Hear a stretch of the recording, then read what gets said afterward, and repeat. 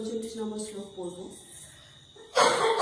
यद्यपेतेन पश्यन्ति लभपाहत चेतसा कुलक्षाय कृतं दोषं मित्रद्रोहे च पातकम् कथं न ज्ञेयमस्माभिः पापादस्मान्निवर्तितुम् कुलक्षाय कृतं दोषं प्रपश्यद्वार्धि जनार्दनम्। যদিও লোভবশত বিবেক বিবেচনা লুপ্ত দুর্যোধনাধি কুল নাশ করার যে দোষ এবং মিত্রদের হিংসা করার যে পাপ তারা লক্ষ্য করছেন না, তবুও হে জনার্দন, কুল নাশ করলে যে দোষ হয় আমরা তার সম্যক রূপে জেনেও কেন এই কাজ করতে বিরত হব না? অর্থাৎ আমরা যে আমাদের সুখ শান্তি আদর ভালোবাসা যতটুকুই পাই, আমরা সবসময় ভাবি আমরা আরো কিছু পেতে পারি, আমরা যেন আরো কিছু পাই, সেই চাহিদা আমাদের মধ্যে থাকে। সেটাই হচ্ছে লোভ। মানে আমাদের যেন মনে হয় আরো কিছু পেলে হয়তো আরো ভালো হতো, সেই কামনাটাই আমাদের মধ্যে লোভের সৃষ্টি করে।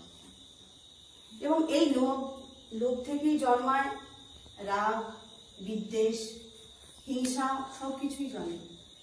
সেই রকমই দুর্যোধন এবং অর্জুনের এই শ্লোকে বলা হচ্ছে যে এই রাজ্যপাট আত্মসাৎ করার জন্য কে কোন রাজ্য দখল করবে, সেই কারণেই এই দু দলের মধ্যে এই যুদ্ধ এবং কে কতটা রাজ্য দখল করবে, আত্মসাৎ করবে, সেই নিয়েই তাদের মধ্যে এত হানাহানি, মারামারি, কাটাকাটি এইসবের সৃষ্টি।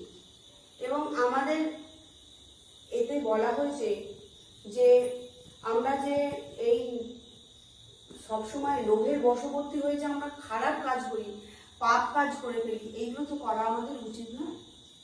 এবং এইটা যে আমাদের বোঝানো হচ্ছে যে দ্রোণাচার্য এবং আরেকজন দ্রোণাচার্য এবং ধ্রুপদ, এবং এদের দুজনের দুই বন্ধু ছিলেন, ছোটবেলায় খুব ভালো বন্ধু ছিলেন।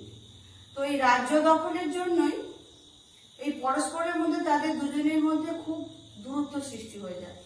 এবং রাজ্যপাট একজন দখল করার পর অন্যজনকে আর ভালোভাবে তার সঙ্গে যে হৃদ্যতাটা ছিল সেটি নষ্ট হয়ে যায় এবং অপমানিত বোধ করে, যে হেরে যায় সে অপমানিত বোধ করে। এবং দ্রোণাচার্যকে নাশ করার জন্য একটা যজ্ঞ করে এবং সেই যজ্ঞে ধৃষ্টদ্যুম্ন এবং দ্রৌপদীর জন্ম হয়। এবং এতে এই দুজনের মধ্যে যে শত্রুতা খুব হয়েও গেল এবং এর ফলে কি হলো, ভীষণ পাপের উৎপন্ন হলো। একে অপরকে হারানোর জন্য ক্রমশ যে যতটা পারছে ওটাকে হারানোর জন্য চেষ্টা করছে, কিভাবে একে অপরকে হারানো যায়, যার ফলে তারা ক্রমশ পাপ বৃদ্ধি তাদের হয়ে যাচ্ছে। সুতরাং আমাদের ভাবতে হবে যে এই জিনিসটা মানে যাতে না আমরা করতে পারি, যে একে অপরের যত ভাববো যে একে অপরের ক্ষতি করার চেষ্টা করব, সে তাতে আরো বেশি নিজেরই ক্ষতি হবে, আরো বেশি নিজেই বেশি পাপ করে ফেলছি। কেউ হয়তো আমাকে কোনো কিছুতে নিচু করার চেষ্টা করলো, আমি তাকে আরো নিচু করার চেষ্টা করলাম, তাতে কিন্তু আমারও ক্ষতি হলো, আমিও তো পাপ করছি। সেই রকম আমরা নিজেরা বন্ধুত্বের মানে সবাই সবার সম্পর্কের মধ্যে আবদ্ধ হয়ে আছি। আমরা ভাবি যে ধরো আমাদের আত্মীয়দের সঙ্গে সবার একটা যে হৃদ্যতা আছে, ভালোবাসা আছে, সেটা যাতে না নষ্ট হয়ে যায় সেটাই আমরা চেষ্টা করি।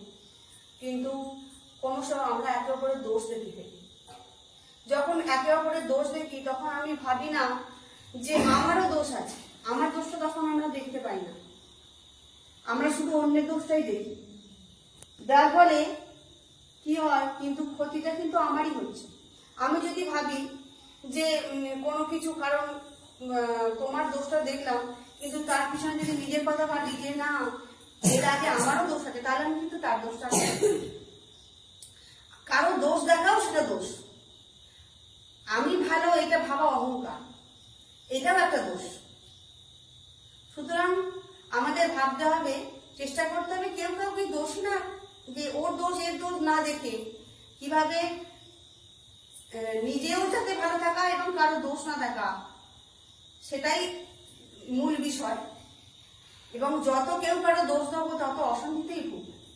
এখানে দুর্যোধনকে সবসময় অর্জুন যেমন বলেছেন রাজ্য লোভের জন্য দুর্যোধন হচ্ছে চেষ্টা করছে, কিন্তু এই রাজ্যের মোহে, কিন্তু অর্জুনেরও একটা মোহ আছে, তার যে আত্মীয়রা আছে সেই আত্মীয়দের তার প্রতি যে ভালোবাসা সেটাও একটা মোহ, সেই মোহটা কিন্তু অর্জুন দেখতে পান না।